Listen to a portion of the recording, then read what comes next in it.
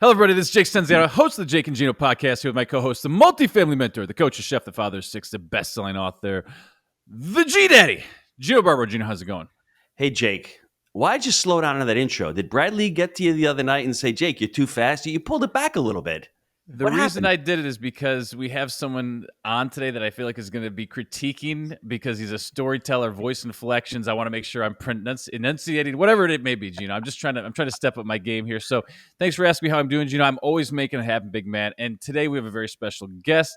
Today's guest is an international best-selling author and co-founder of Speak Up. When he isn't teaching at Yale, MIT, or his elementary school, he also coaches on public speaking, storytelling, and marketing strategy. So, without further ado, Matthew Dix, welcome to the show. Thank you very much. I appreciate it. I like how you spoke so quickly that I actually can't critique anything you said because I did not understand a word that you said.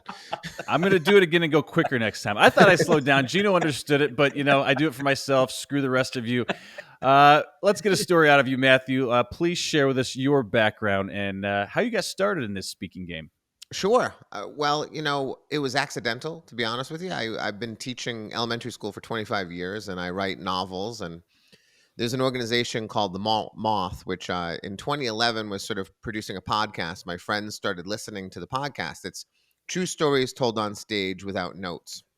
And in New York at the time, and they still do today, they had a competition. You go to New York, you put your name in a bag, you take the stage, you tell a story, you try to tell the best story and win. And so my friends told me, you should go to New York. You've had the worst life of anyone we know. You'll have great stories to tell, which is not a nice thing to say about your friend. And I said yes, because I say yes to every single opportunity presented to me. And, I stalled for a little while. I wasn't really enthusiastic about having New Yorkers with man buns and side eye sort of judge me. But I eventually made it to New York and took a stage. I thought I was going to tell one story, never tell another one. I almost didn't get on stage when they pulled my name. I had decided, forget it, I'm not going to do this. Nobody knows who I am. I'll just sit here quietly. They'll keep calling Matthew Dix, and eventually they'll have to pull another name. But my wife was with me that night, and she kicked me under the table, and she said, "That's your name, dummy." And I said, "I know that's my name. I don't want to do this anymore." And she said, "Get on the stage and tell your story." And so I did, and I hated every minute of that night until I stood in front of the microphone and began speaking. And sort of right away, I fell right into place. And I knew instantly that this was something I was going to want to do. And I won, and I like to win. I'm very competitive. And so that sort of began a journey of me just basically taking stages week after week and telling stories and honing my skills. And then eventually I was in a synagogue doing a charity gig. I sort of did an hour and a half of storytelling. And a businessman, his name's Boris Levin, he came over to me during the reception afterwards and he said, "Hey, I want you to help me, teach me how to do storytelling for my business." He owns factories here in Connecticut. And I said, "I don't do that. I just tell personal stories on stages to make people laugh and cry." And he said, No. Yeah, you can help me. I know you can. And I didn't believe him, but I went and had, a coffee with him. And pretty soon I understood, I can actually help you. So he ended up being sort of the first client I had in terms of consulting. Now I consult with, companies like Microsoft and Salesforce and Amazon, big companies. But back then it was sort of local people who were sort of finding me and discovering that I could be helpful to them. And they sort of got me the start that I needed. And eventually I wrote the book, and that sort of got out into the world, and many, many more people have found me since. So now I'm in this battle of teaching versus consulting versus performing and writing, all of these things at the same time. Jake, picture and imagine this. Matthew God, Dix in New York City, sitting there, waiting to be called. It's like he's at jury duty saying, "Please don't pick me. I don't want to be part of the jury." And your wife going, "Get your ass up there." And then ultimately saying, "Okay, I've got to listen to the wife. I got selected for jury duty. I hate every second of it." But then when you start the experience, it's actually, jury duty is actually not that bad. It's pretty interesting, to be completely honest. I've been on 17 different juries, and it's actually pretty interesting. But Matthew, let me pull it back. Storyworthy. I'm holding it up for all the people that are on YouTube. It's an awesome book. It's a lot of fun. I mean, Matthew has had a pretty horrible life. I mean, with some of these stories that he's told in here, and he's overcome, and he's still alive. He's still breathing. But tell us, what is a story, and why do you tell stories? Well, it's great that you asked what a story is, because most people don't know what the hell one is. Most people spend their lives reporting on their life. Essentially, something happened to me. I'm going to tell you what happened to me chronologically. And, unless they love you, you're probably going to bore them to death. A story essentially is an account of something, your life or your business or whatever you're doing, that reflects change over time. It Mhm. comes in two forms. It's either realization, which is the more common version of a story, which is I used to think one thing and now I think another, or transformation, which means I used to be one kind of person and now I'm a different kind of person. That's how every movie, every book, every story that you ever heard that's actually a story operates. Even the dumbest of movies in the world, they all have some sort of change in the protagonist over a period of time. And that is different than just saying, here's some stuff that happened to me. Because stuff that happens to you isn't interesting, doesn't move people, doesn't get people to think the way you want them to think or connect with you in the way you want them to connect. So you have to understand the difference between I'm saying stuff that means nothing versus I'm telling a real story. And then why do you tell them? Obviously, is that because you want to connect with them, you want to move them, you want to inspire them, you want to make them cry? Why should? Because I always hear people telling stories, and sometimes that there's nothing in it for the person that's listening to the story. We just like to tell a story, and it's like, "Yeah, that's a great story for you, but what the hell did I just listen to? This is not really helping me in any fashion." Gino, just be a Well, if it's friend. a if it's a good story, the first and ultimate goal is to be entertaining. And that even goes for sort of like when I'm working on a pitch deck with a big company, I say, listen, if you're not entertaining, you're failing already. Mhm. So the first goal is to entertain. You have to do that in order to hold people's attention. But then there's a multitude of other reasons, like connecting with other human beings can be really powerful. I am the bearer of more secrets than you could ever imagine. I tell a story on a stage, I share something that most people are unwilling to share, and then instantly everyone wants to dump all of their stuff on me, which is sometimes awkward. But it also means that now they're connected to me in a really Mhm. meaningful way. And you can use that, if you want to strategically use that sort of in business, when people connect with you and they believe in you and they trust you, they're far more likely to want to do business with you, invest in what you're doing, buy your product. So you can get connection. You can be influential. I work with politicians. I teach them how to tell stories so that they can move people to the side of the aisle that they are currently occupying, or to support a measure that they're looking to, move forward. It's really powerful. I mean, Steve Jobs said, the storyteller is the person who rules the world, because we essentially frame the reality for the people around us.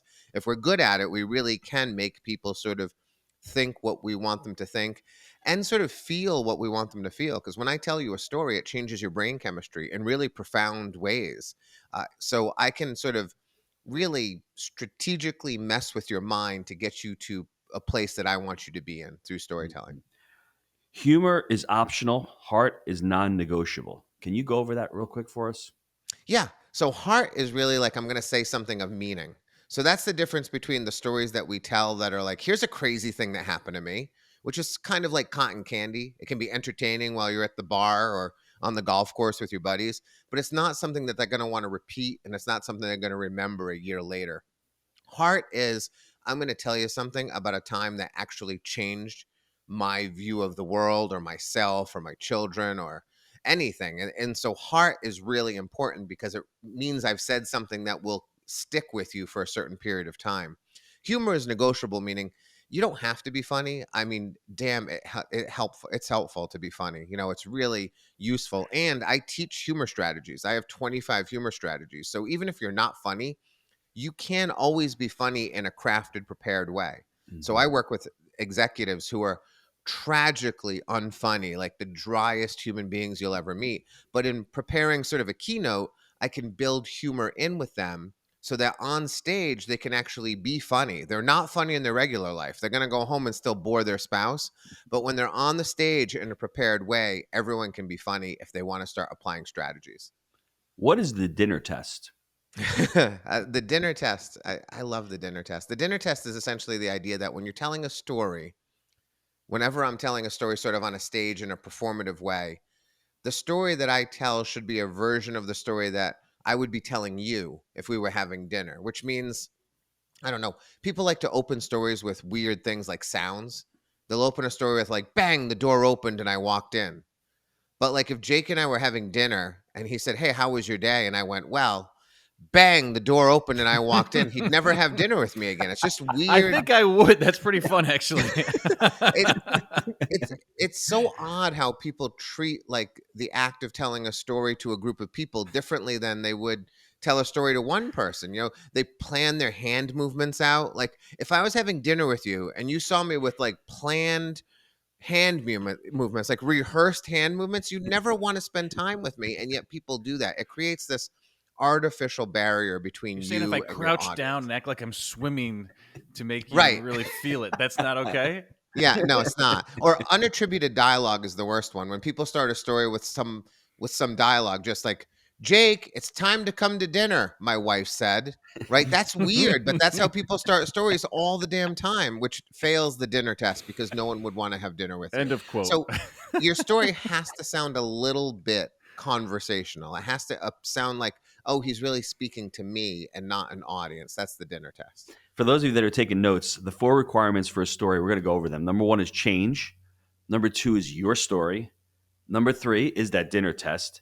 And number 4 is change is key. Can we go over that so at least people can start, formulating a story and not just go bang, the door open? At least let's give them a framework for them to I'm start their stealing own that. story. I'm going to Yeah, I use that like every that story. list. That's pretty good. I mean, what I tell people is every story, whether you're telling the story of the new feature on your platform for your company or you're telling your personal story, it all comes down to a singular moment of change. Something I call a 5-second moment because I think these moments are instantaneous. I Mhm. think that 98% of the story is designed to provide the context for that final moment of actual change. So we have to find that moment where something's going to be different than it was before. It can be as important as the moment you fall in love with your wife, or it can be the moment where you release your brand new product to the world, or you have an idea and you're looking for someone to give you some money for it, and here's my idea. Whatever it is, those are the moments of change, and they should be singular in nature because that's how change tends to take place. Mhm. Once we get to that, we can create a frame for our story by knowing that that is the end of our story. It's the most important thing we're going to say, so it should be pretty close to the end. And then the beginning of the story is just the opposite of that. So what is the opposite of your change? Now you have the beginning of your story, and now you have what I call an arc, which is we're going to reflect change over time. So if at the end of my story I fall in love with my wife, the beginning of my story must be I am not in love with my wife, right? If at the end of my story I discover I can't play softball, I am never going to be a softball player, the beginning of my story has to be I'm going to be a softball player, or even worse, I'm an amazing softball player. And by the end of this story, I discover that ain't for me. That's how we show change over time. And then how important is the beginning? I wrote down my notes here. You want movement in the beginning of the story. So how do you open the story? Yeah. So two things, two words. And Bang, if the door people opens. just Sorry, I had to. bang, the door opens. Yeah, no, please not. No, there's two words people can learn and they can start doing it right away. It transforms everything about what they're doing. The first is location. Always tell us where you are. Location is beautiful because if I tell you I'm standing in a kitchen, you can already picture that kitchen. And I'm not interested in sort of describing the kitchen. I'm more interested in using the kitchen that you already have in your mind because you know that one already and it's fully fleshed out. So unless there's a particularity of the kitchen that is relevant to the story, I'm going to let you use your kitchen or your parents' kitchen or a kitchen you see on TV every week because you're familiar with it. So start with location because it activates imagination. And then start with some kind of an actual movement forward, some kind of an action because people want stories to start. Most people don't start stories, they often teach us stuff firsthand. So they'll say something like, I lived in a small town. It had a single traffic light. There's a candy store on the corner. There was a pharmacy down the street. And already I'm done with your story because that is not a story. That's a description of a town. And no one has ever woken up and said, I hope someone tells me the description of a town today, right? That is a terrible way to tell a story. But if they open the story with, I'm walking down the street of my hometown, it has a single traffic light. I walk past a candy shop where I bought candy all my life. Now it's a story. You can feel there's a movie running in your mind. So that's the difference between starting by teaching us something, which we don't want, versus giving us location and action and then moving forward and teaching us the things we need to know as the story has already started moving. Would you mind sharing a story, one of your favorite stories in this book? One of mine, I think, is one when you had the flat tire with your friends and going back and forth. I love that story. But do you have one in particular that you would like to share with us? Sure. Hold I'm on, trying to hold think of on. a And we story. have to identify the arc. All right, Gino. That's for us after the story. We got Actually, let me tell you can I tell you a story that's a little more, it's going to help us in terms of a business perspective, I guess we'll Sure. say. It's not, it's in my new book. It's in the book that I'm writing right now and I think it'll be better served here. And it's a little shorter for you. Let's see. I'm standing behind the school where I teach. I'm on recess duty. I'm standing in front of this enormous pile of leaves when a little hand emerges from the leaves holding a metal object. And I look closely to see what it is. And then a little red-headed boy's head appears from the leaves and he goes, "Look, Mr. Dix, look, it's a spoon." And I look and he's right. It's a kitchen spoon. Probably fell out of someone's lunchbox yesterday or 10 years ago. It's migrated to the bottom of this pile of leaves. But now this little boy, his name is Jamie, he's got it in his hand. But I tell Jamie, I say, "No, Jamie, that's not just a spoon. That's the spoon of power." And Jamie knows me so well. He knows that now that I've declared it to be the spoon of power, I must have it. And I know he knows this because he's already running. He is fleeing the scene, trying to get as far away from me as possible because he knows I'm going to chase him down, which I do. I start flying across the field to get to him to rip that little spoon out of his hand because now I've decided it's the spoon of power. And so for the next 17 minutes, while I'm supposed to be monitoring like 100 kids and their behavior and safety, it's all gone. And the only thing I'm fixed on is a redheaded boy and a spoon.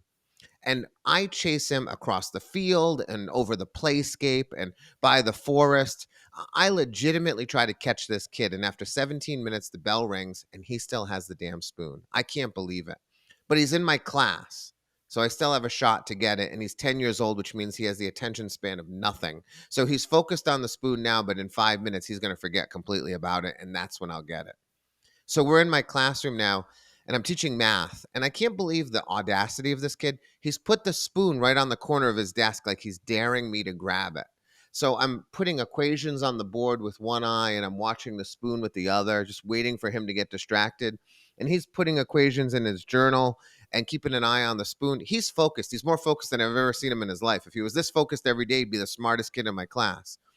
So we get through math and I can't get over there. So now I'm reading a book to the kids. I'm sitting on a stool reading the book. I got one eye on the book and one eye on the spoon. And he's got one eye on me and one eye on the spoon. Still focused unbelievably. I give him credit. But at the end of the day, we're going to be writing. And that's when I'm going to get it from him because Jamie loves to write. He's one of these kids that when he writes, he sort of gets lost in his imagination. And then his head will sort of fall on his arm and he'll just sort of be writing and be lost to the world. And so I just stand in the back of the classroom and I wait for this to happen. About 10 minutes later, I watch his little red-headed head fall down onto his arm. He's lost in his story. And now I strike. I move up the aisle. I reach to grab for the spoon and it's not there. He turns and he says, "Did you really think I was just going to leave it there for you?" And I can't believe it. I am so frustrated. I turn to the girl next to him. "Where's the spoon?" She says, "I don't know what you're talking about." I turn to the kid to the left. "Where's the spoon?" He says, "Leave me alone." I threaten the whole class. Homework forever. You'll never see recess again unless someone produces that spoon. I'm screaming at the kids and then the bell rings. And Jamie's out of his seat. He runs over to his locker. He grabs his coat. And then as he's leaving the classroom, he swings by the classroom library. He pulls out the box of books marked S. He reaches in. He pulls out the spoon. He says, "I filed it under S for spoon." And he's out the door. I can't believe it. I legitimately tried to get a spoon from a 10-year-old and I failed. I'm never going to see it again. The next day, Jamie walks into my classroom. He's got the spoon around his neck on a chain. And I say, "How did you?" And he said, "My dad drilled the hole and my mom gave me the chain." And so now it's hanging from his neck and he's just like waving it at me. And as terrible as a person as I am, I know I can't sort of rip a spoon from the neck of a student.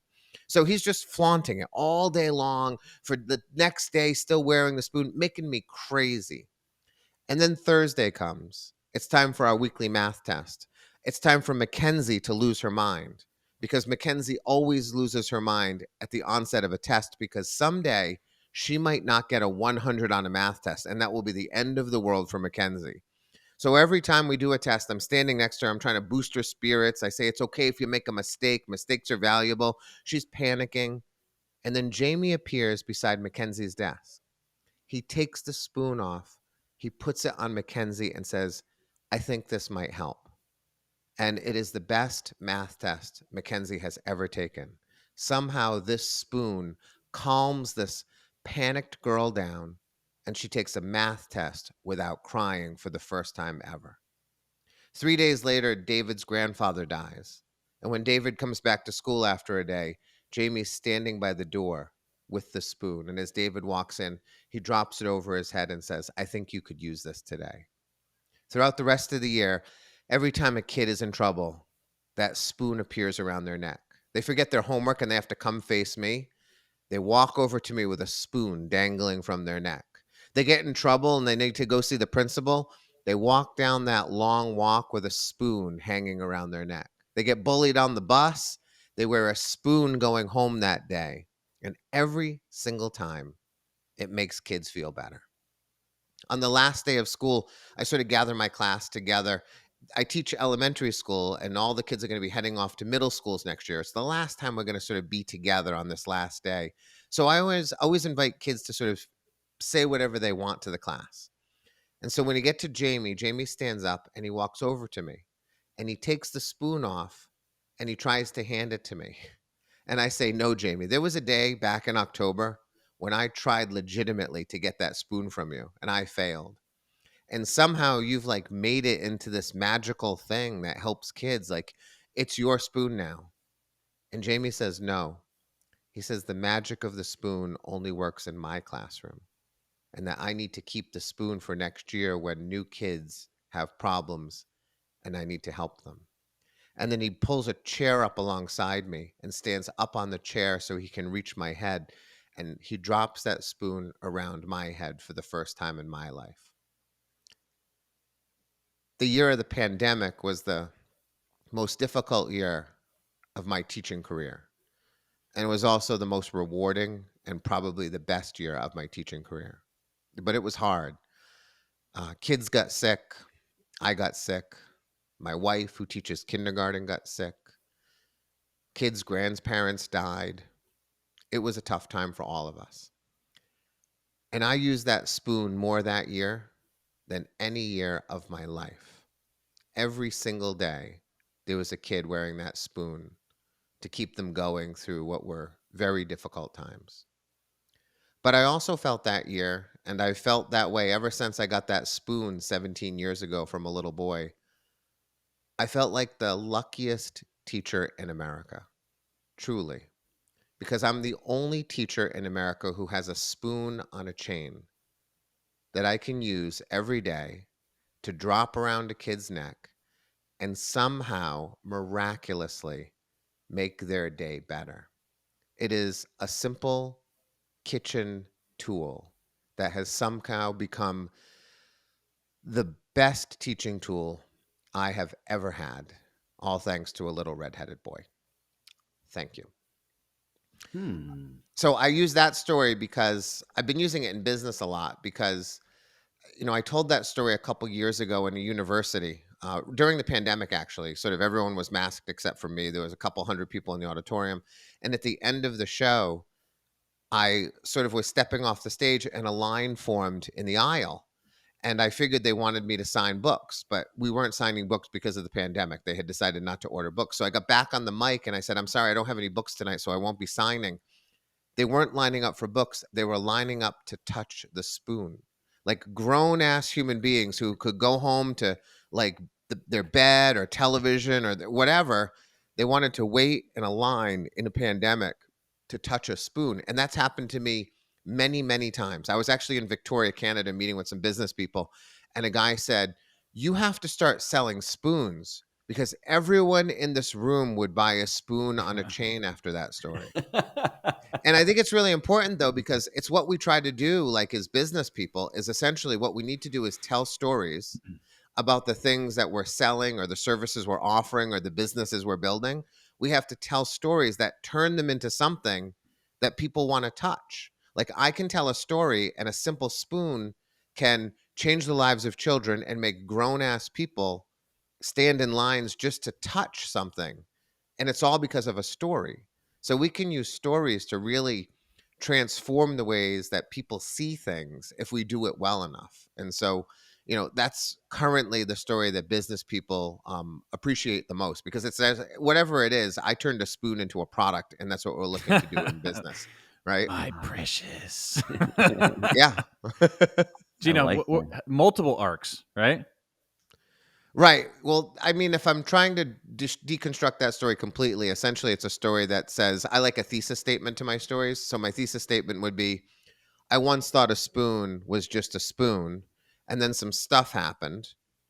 And in the end, I discovered the spoon was not just a spoon. It was actually somehow magical, or at least the most valuable teaching tool I've ever had in my 25 years of teaching. So the arc really is an ordinary spoon to a miraculous teaching tool. And my belief, my transition from it's just a kitchen spoon, which I say at the very beginning of the story, to it is something so much more. So And multiple that's multiple transformations for kids. You had the math, and then Mackenzie. Yes. and then those Yeah. All of then those the too. persons that somebody died in their family. There's like three or four of them there, right? Yes. I Although thought those aren't mine. Those are other people's transformations. But right, yes. right. And so when it first came out, I was thinking Chucky. Like I thought the kid he has red head and a metal object in his hand. I thought he was going to kill you. So I'm Oh, glad that you didn't die. well, that was intentional. Yeah, That was very intentional because at the beginning yeah, of a story, the beginning's the most important part. It's yeah. the point where people are going to want to listen to or not. And so I say metal object instead of spoon intentionally because it creates wonder in your mind. And as soon as you start to think, is it a knife or a gun? As soon as an audience begins making a prediction about what could happen, they want to see what will happen. Human Striped beings are nothing shirt, but suspenders, little redheaded boy. right. Yeah. Now that wasn't accurate. But it is important to remember that that is what hooks people. A Yeah. crossword puzzle is nothing more than a suspense device. I've given you a whole bunch of boxes and some clues, and you are now in suspense as you fill in the crossword, which is why people do crossword puzzles, because they want to fill in the blanks. As storytellers, I try to create blanks that force people to try to fill them in, and then I let them know whether their prediction was right or wrong. And either way, they're still enjoying the story. And they're filling in the prediction their own way, the way they see fit. Jake's seen a redheaded kid who's Chucky, and I may be seeing a redheaded kid who's my son, and that's the cool part of that story. What words should you Gino, avoid? you don't have any redheaded kids. I'm just saying, I just came up. I don't know any redheaded kids. I mean, I got Dewey here. The big shout out to Deucer. So Deuce to the Dewey. rooster. So you got a redheaded kid in here. But what words should you avoid in stories? Is there anything that you should avoid using, and maybe some words that really elevate the story? Yeah, well, there's a lot of words I hate in storytelling.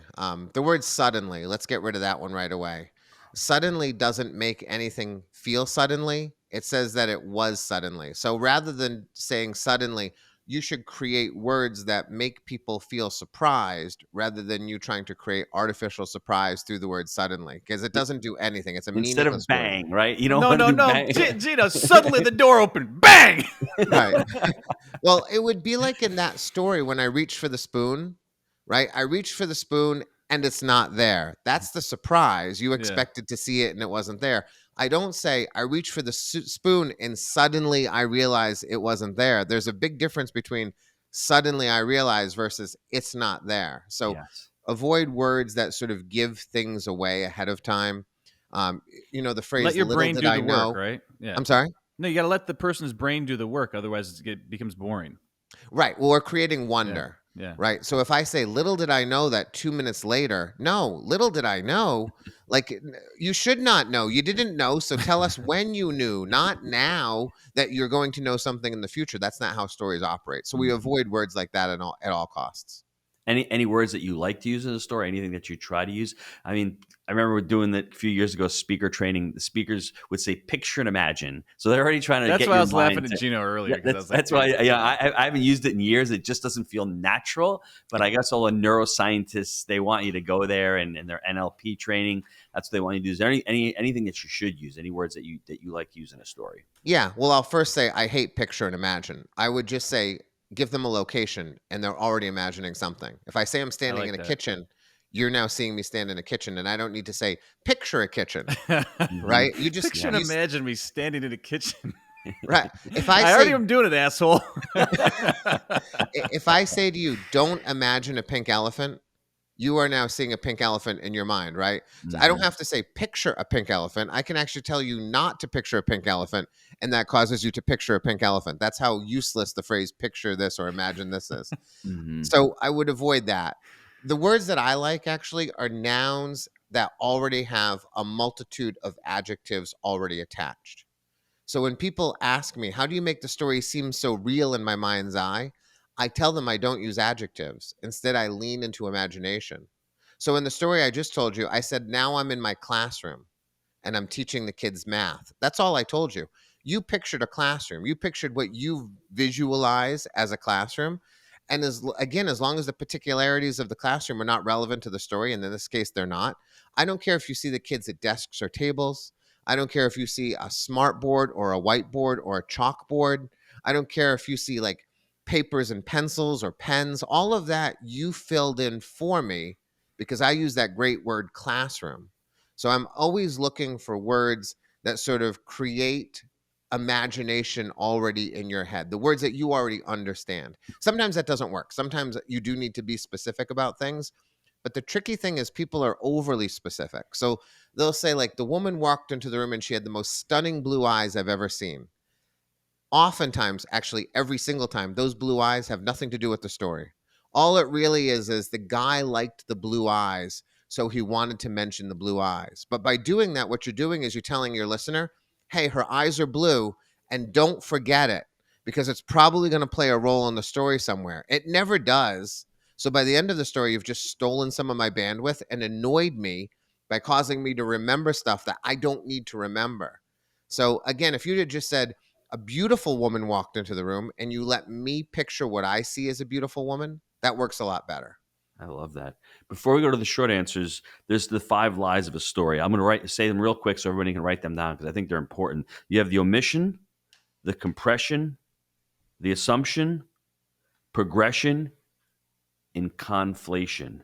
I mean, like you just said, some things you need to omit. I don't really need to know that she's got blue eyes. So you've already gone over that. But do you want to? Because I think the story needs to be you. I think it needs to be genuine. I think, and sometimes you can conflate it. You're conflating it, changing it around. What should you and should you not do in that story?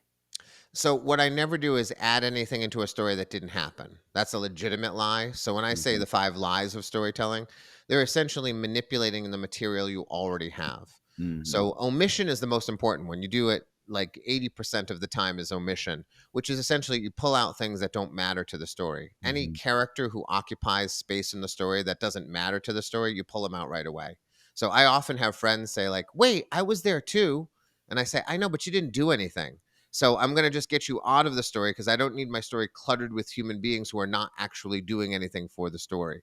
So we omit a lot, which is really hard for people to do. I also play with time quite a bit. So, if like there was a day when I rode my bike off the barn roof to get my parents' attention, it goes very poorly. The way that story actually goes down is we get my bike up onto the barn roof on Saturday and then I ride it off on Sunday. And in that story, I make it all happen on the same day in the same hour. When my sister hears the story, she says, "You got that story wrong. We got the bike up on Saturday, but Ma wasn't home until Sunday." And I'm like, "I know, but do I really need to tell everyone?" And so then I went to bed and I woke up in the morning and we waited for Ma to come home. People don't want that. So when I'm playing with time or I'm omitting things or I'm conflating things, what I'm essentially doing is I'm turning the story into something the audience actually wants, which is a simpler, more cohesive version of the truth that I am still telling. I like it. All right, gang, let's take a quick time out to hear from our sponsor. Jake and Gino's Multifamily Mastery 6 is coming to the Gaylord Palms in Orlando, Florida this October 14th and 15th. Join Jake and Gino as they welcome special guests like Chris Voss, Luke Wren, David Green, and many more. Discover Jake and Gino's 3-step framework for real estate success, enabling students to accumulate $4 billion in assets. MM6 is the multifamily event of 2023 that you do not want to miss. Go to jakeandgino.com/MM6 to reserve your tickets today.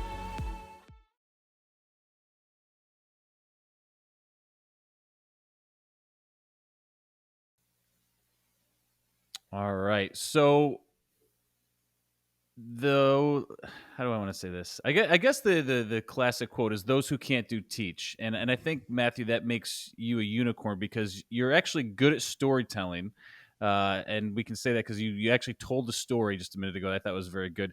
And you're able to teach it. So just congratulations on that because I feel like a lot of people that we've worked with in the past, they're able to teach this stuff, but maybe they're not actually good at it. So congrats on that. Thank you. I'd like to hear how you actually learned the skill though, because it sounded like you showed up one day and your wife was there calling you a dumbass, get up on stage, and then you went up and became this amazing speaker. But I don't think it happened like that. So can you unpack a little bit more how the skill set was developed? Yeah, I used to tell people in workshops when I was asked that question, I said, I don't know, I just stumbled on something I was naturally good at later in life. And then one day my wife was sitting in the back of a workshop and I said that, and she said, Is that what you think? And I said, Well, yeah. I mean, how else did I stumble upon the skill? And she pointed out, first, I've been an elementary school teacher for 25 years. I stand in front of human beings all day long and do nothing but try to entertain them so I can actually teach them something. I've also been a wedding DJ for 30 years, which means every Woo! Saturday I stand in front of 200 adults who don't want to listen to me, and I have to get them to listen to me and do the things that I need them to do. So that has certainly been helpful. It also erased all fear of any audiences whatsoever. I've never been nervous on a stage once in my life, which is really helpful in terms of bandwidth and being able to adjust on the fly. And then I've been writing stories since I was 17. I've written every single day of my Mm. life without missing a day. I know that sounds crazy, but since I was 17, I haven't missed a day. And I've published 6 novels and 2 books of nonfiction. My wife pointed out, don't you think that because you've been sort of steeped in story for so long, that probably helped you? And I was like, yeah, I guess all those things helped. And even A little movies. bit. If you Yeah, practice every well, day over time, maybe that adds up, kind of thing. exactly. Yeah. Yeah. And I believe that the best study of storytelling is to watch movies because we're creating movies in the minds of audiences. And when I was 12, I wrote to Steven Spielberg to complain about a scene in E.T. And essentially, I told him, all of your movies have like 1 or 2 stupid scenes. So if you would show me the movie first, I could tell you what the stupid scenes are and you could get rid of them. So at 12, I was kind of deconstructing film already, and I've been obsessed with it all my life. So I thought I fell into something naturally, but what I've really just been doing is throughout my entire life, sort of been studying for it in a way that I didn't expect. And all of those things came together for me in July of 2011 when I took that stage. I just wasn't aware of it at the time. Best men of the world, watch out, because if you get this guy as your DJ, he's going to be judging you.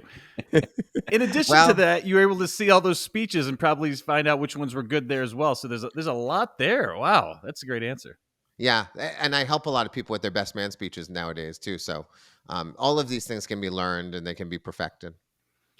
So you have somebody out there, they want to get better at this. You've gone through, okay, you can write, you can practice, you can be a DJ, you can be a teacher, all these things, you can deconstruct movies.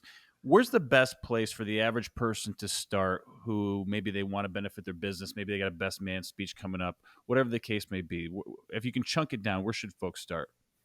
Well, I tell people that you have to start telling personal stories. I try to get all my business people to do this because there's only so many business stories there are to tell. When I'm working with a vice president of marketing and she's preparing a keynote, she doesn't have 19 keynotes to prepare over the course of the year, but she could be telling 19 personal stories over the course of the year.